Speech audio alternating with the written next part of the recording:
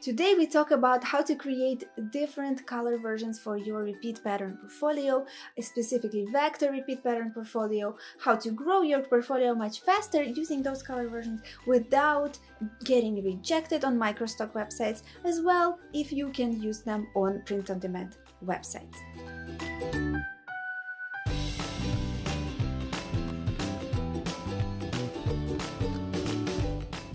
My name is Oksancia. I am a textile designer with more than 14 years of experience, and I have created more than 10,000 repeat pattern designs, specifically vector repeat pattern designs, over my career. And I picked up a few awesome tips about creating color version. So the problem with color versions is that there is normally in the industry you can create color versions, depends what your project calls for. When you are licensing online, specifically on Microstock websites such as Shutterstock, you definitely run into a problem that color versions are not accepted. So if you created the floral pattern in these particular colors, this is supposed to be the only color version of that pattern. How do we go about this issue? Tip number 1.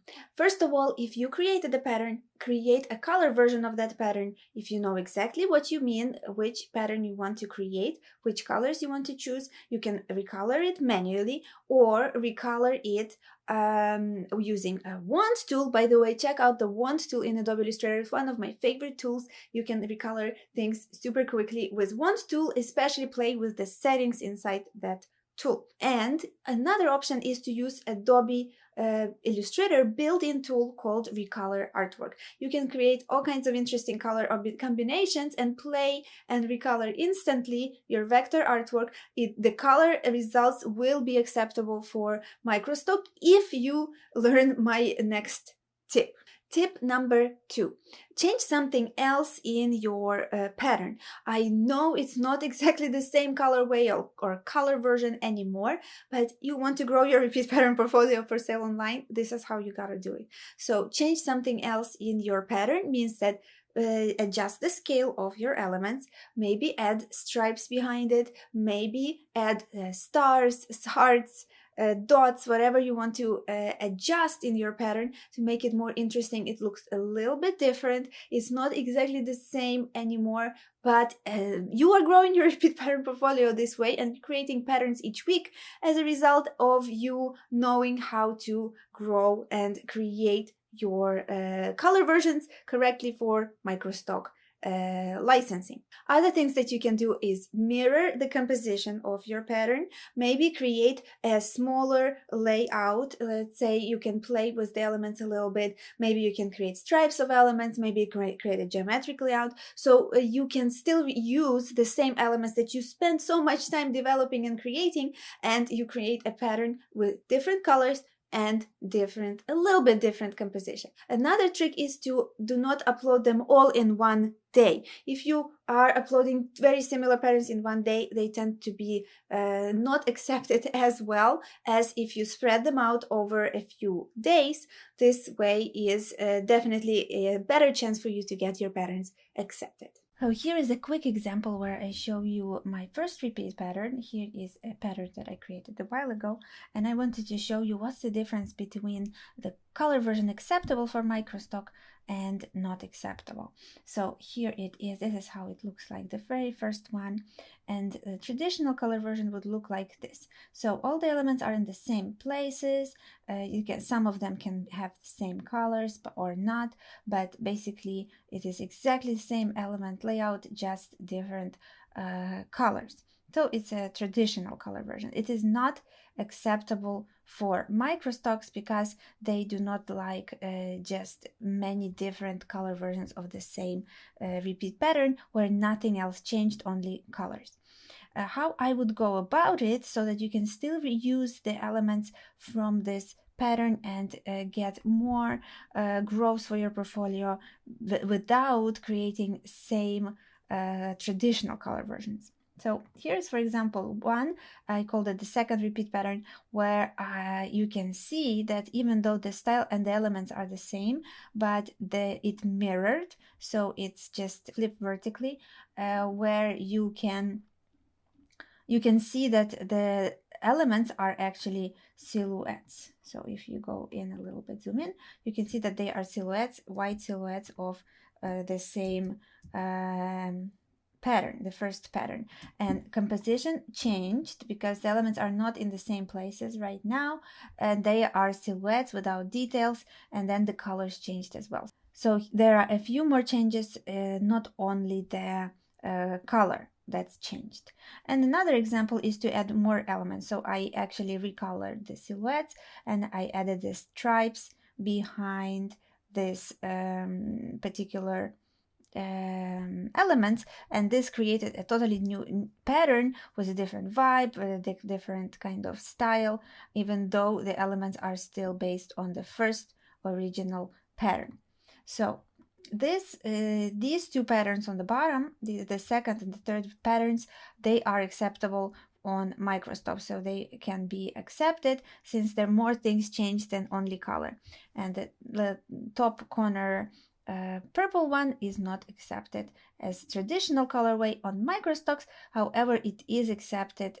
All of them will be accepted for print-on-demand websites like Spoonflower, let's say. So it doesn't mean that you should never create traditional color versions. It's just you can create them for print-on-demand websites or for your client work, but not for Microstock work.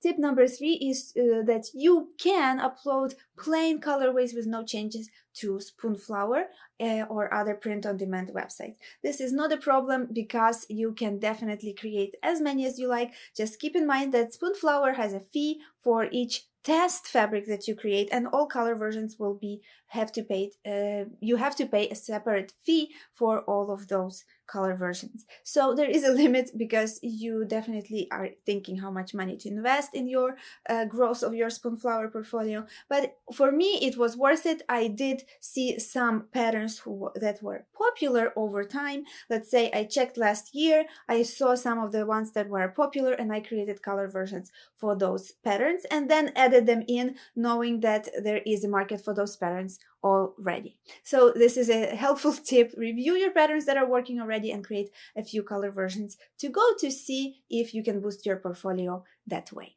All right, so the problem was that we were not able to upload color versions to Microstock websites without getting rejected.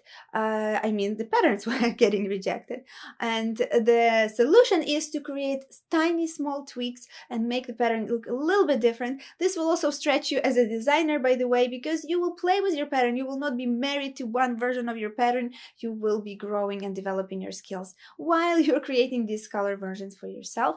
And also use helpful tools like Adobe Illustrator built-in tool Recolor Artwork and the Wand tool. I hope you find those tips helpful. So comment below and tell me, what do you think about creating color versions? Do you like color versions, or are you always just creating one version for your repeat pattern design? And have you been successful creating your color versions for your repeat pattern portfolio? Let me know. Actually, these are little tips that I put together for this video, but I created 15 tips, including this one, on color for vector repeat pattern design in my brand new free ebook that I put together for you as a thank you for my creative, awesome audience of amazing friends. And I can't wait for you to learn all the tips that I put into that ebook, right? About color, about what sells, what doesn't sell, should you be using different color profiles in your vector repeat patterns, which ones to use. All of those tips are specifically in that ebook. You can download it by clicking in the info card right on the corner of this video or in the link in the description box below. In my top 15 tips for vector pattern color. All right, so this is not an ebook, by the way, on basics of color. There are all kinds of resources online already about that. I wanted to put together my specific professional tips that I developed over the last 14 years of selling online and licensing my artwork online. So these are specific professional tips for you to pick up right away today, and you will know much, much more about color for vector repeat patterns design and selling online. So please pick up that copy of the ebook today and like this video if you liked it, share with your friends if you found it helpful, as well as subscribe to my channel to stay tuned to the pattern vibe. Grow, love and create. I will talk to you in my next video.